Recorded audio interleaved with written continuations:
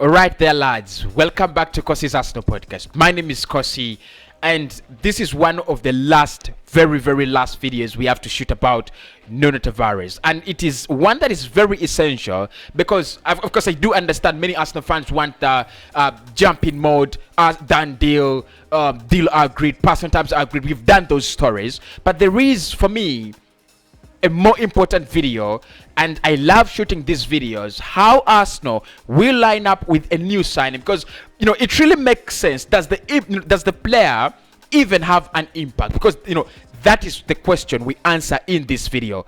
Does he have an impact onto the club? You could sign players like Sid Kolasinac, and it doesn't have an impact.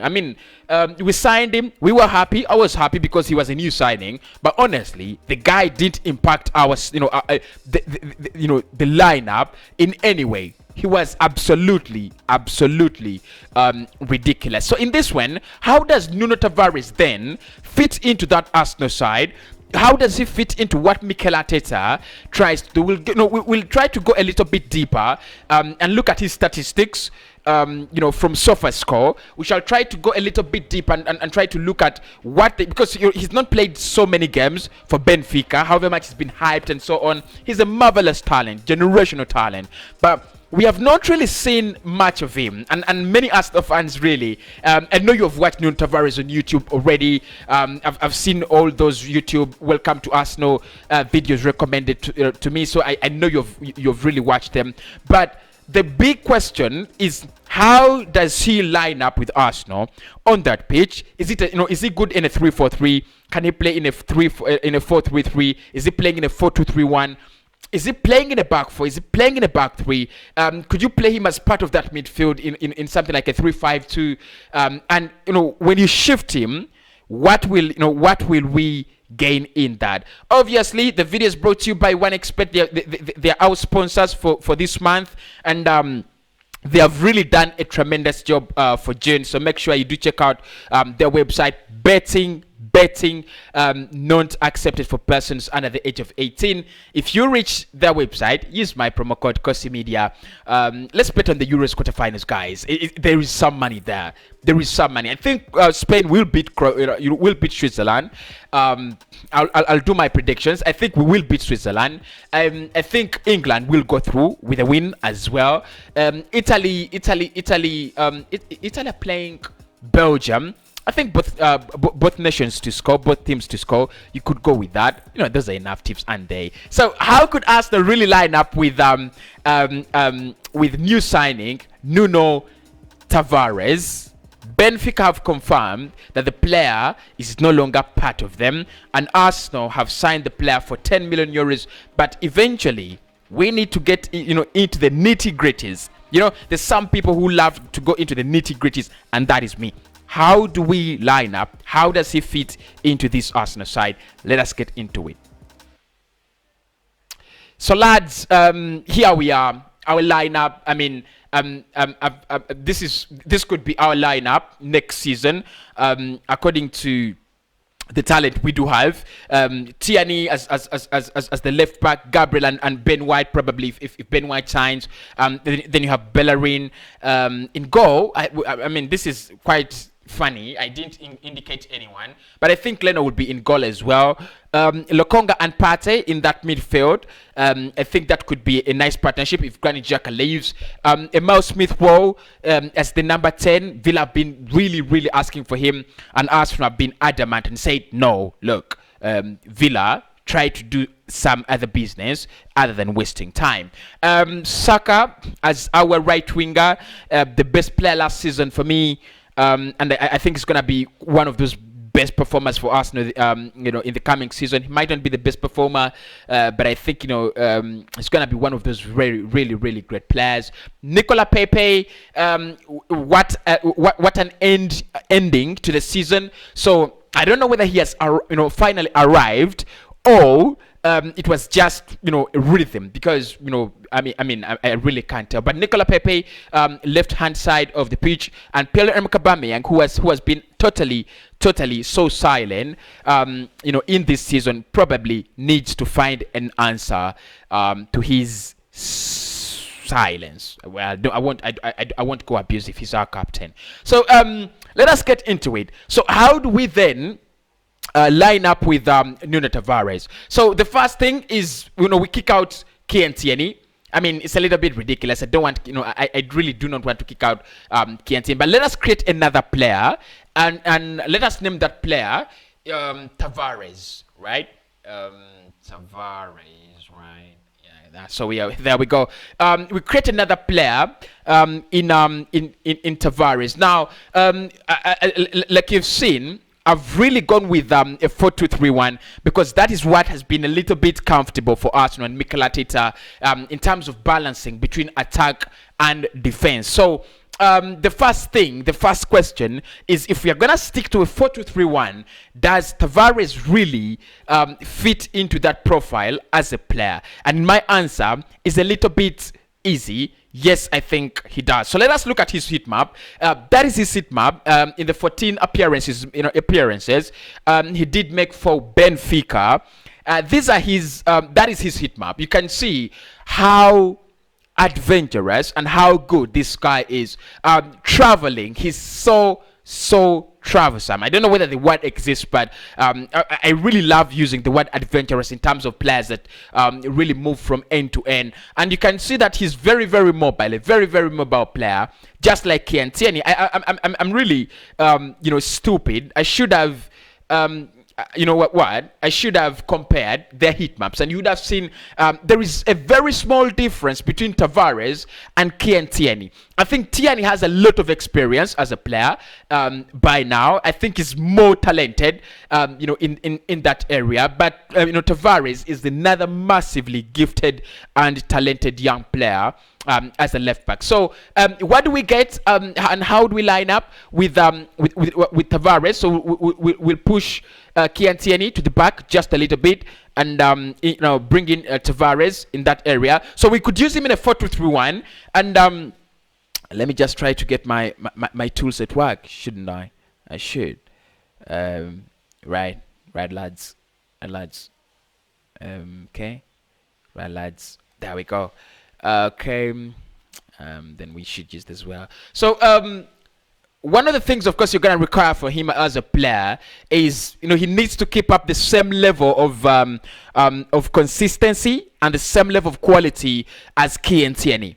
If it's going to be at this Arsenal side, deputing Kientieni, who has who has extra curricular, he has more things off the syllabus than any other player on that Arsenal pitch. We are looking at him as a potential captain.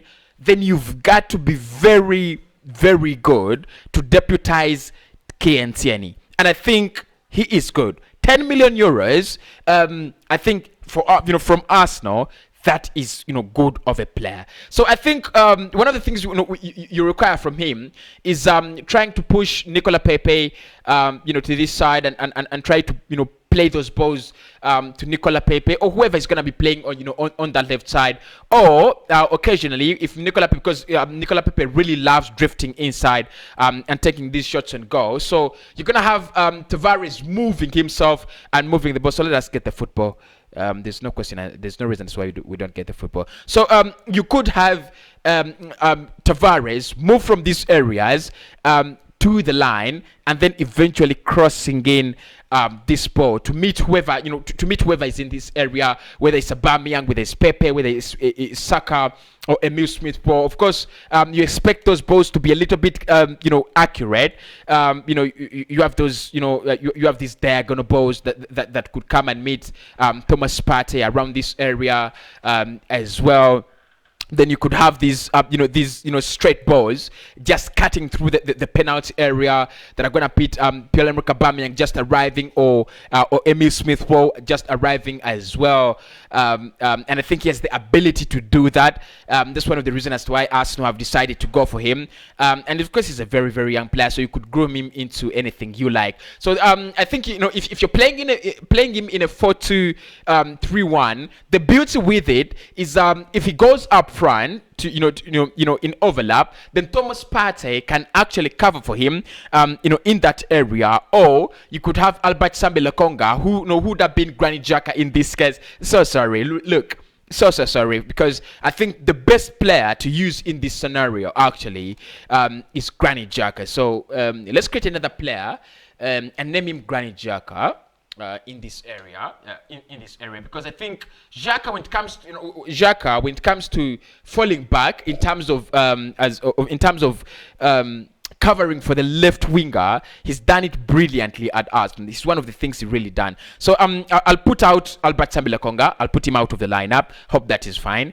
I know he's a new signing and you're excited, but let's keep him out. So in this case, Tavarez has that ability to move forward. Of course, you have inviting passes from Thomas Partey, inviting passes from Emile Smith-Rowe, and inviting long balls from Saka and Granit Xhaka in these areas as well. So you have Tavarez moving forward, and what you get there is whenever you lose this ball, whenever the football is coming in the opposite direction, and Tavarez is not already back in his position, you have Granit Xhaka shifting from this area back there. So you have Xhaka moving into that position, making it a back four. And I think Lokonga will do that as well. I think Partey will eventually. He's more of a box to box, but he will eventually learn to give us exactly that. I think that is one of the beautiful assets that young man. Not young man, but that man Xhaka has about his game. So that is when that is when you play him in a 4-2-3-1. And I think Arsenal should really consider playing him in a 4-2-3-1. However, we could also try to switch to a 3-5-2. We've seen Mikel Arteta trying to switch to a 3-5-2, a 3-4-3, or something like that. And when you switch to a 3-4-3, things become a little bit different. And this is where you really test the capability of the player, because really. What happens with a 3-4-3 is you're having Pierre-Emerick Aubameyang and Emile Smith-Rowe as part of the midfield. Sorry, you're having Smith-Rowe pulling back to make a midfield three in a 4-3-3. But in a 3-5-2, you really have two of your fullbacks moving forward to make a midfield of five. So you have Hector Bellerin. Let's move Saka a little bit up front, and Nicola Pepe. So that is Pepe, Aubameyang, and Saka, an attack of three. Then you have you will have Hector Bellerin moving to make part of that of obviously not Hector Bellerin, but it would be Tavarez moving to make part of that midfield. Saka dashes back as a right back and a right winger as well. I think we have seen him do that. And then Emile Smith-Rowe takes on this role as part of the front three. So what you have here is Gabriel stretching a little bit down. White becomes your main man, and then you could have, sorry for that, not really intended. So you could have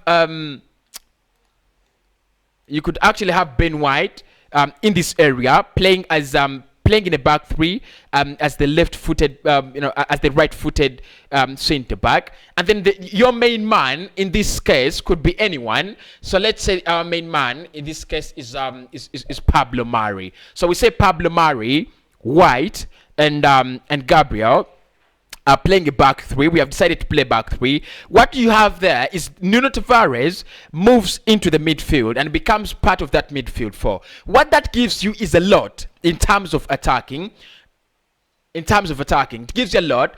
First and foremost, you have this assurance here. Try to pick a shape, Cossy. Yeah, got it. So you have this assurance in this area. That is the first thing you have. You have three defenders behind you, and all of them are central defenders. That's the first thing it gives. It gives to these players in the likes of Tavarez and Bukayo Saka. So what do we get if if we're playing we're playing a back three? You have Tavarez part of that midfield. It is easier for him to move from the midfield up front, making those runs rather than moving from deep in this area. I think it's only logical. If you're moving from the midfield up front, it is a shorter distance as compared to moving from deep in the in the left back position to up front and trying to cross those balls. I mean, you need to have the gas in order to do that. And I think Tierney has the guys. I hope Tavarez has the guys as well. But as part of a midfield four, whenever we lose the ball, Gabriel just drifts inside a little bit, and then Tavarez comes back in that position, and then also White drifts back inside a little bit, and then Saka comes back as a right back. Then we make a shape of 5 defenders, and that is beautiful. And then you have two midfielders actually sitting in front of them. That is in Granit Xhaka if he stays, or Lokonga, because Lokonga is a Dandel, and Thomas Partey. So that is the beauty with having a player like Tavarez, that can shift into systems. And the beauty with this is if you're playing a club like City that really bombards you with a lot of threats, bombards you with a lot of possession, bombards you with a lot of ridiculous moments in a game, you've got either to shift into a back 5, or you're really gonna be humiliated every time you play Manchester City. So we have Tavarez playing as part of a 3-4-3, and we also have him as part of a 3-5-2 and a 4-3-3 and a 3-5 and a 4-2-3-1. So the question is, how would he best benefit us? No, I think based on his heat map, like we have seen it, he's more of a player that is comfortable playing in that left back position, in a back 4. So you have I'll shift Murray in this area, make Ben White and Gabriel my center backs. Obviously, don't mind me looking at Pablo Murray here. This is a right back, so you could put any right back you want. So it's a back 4. Then you have a midfield pivot of 2 with Granit Xhaka here, Granit Xhaka around here, and Thomas Partey around that area. As Emil Smith Rowe drifts back into that number 10 role, and the beauty with that is Smith Rowe drops back to give us a midfield of 3 when we lose the ball, and when we have the ball, Smith Rowe drifts forward to give us an attack of almost 4 players with Saka, Smith Rowe, Aubameyang, and Nicola Pepe. So the best of luck for the young lad. Look, I don't have any issues with him. I've absolutely got no issues with Nuno Tavarez. He is now an Arsenal player. And if you do not agree with my lineup, it's as easy as this. Tell me, what, Cossy, I think Nuno Tavarez should be lining up like this. Someone should say, could say, Cossy, he should be a fullback, a right back. I have no issues with that. Whether he can play as a full winger, I've really not seen that in him. But according to what I've seen, I think you could play the traditional fullback role. My name is Cossy. I've been speaking to you about how he could fit at Arsenal, Nuno Tavarez, and that has been all from me today.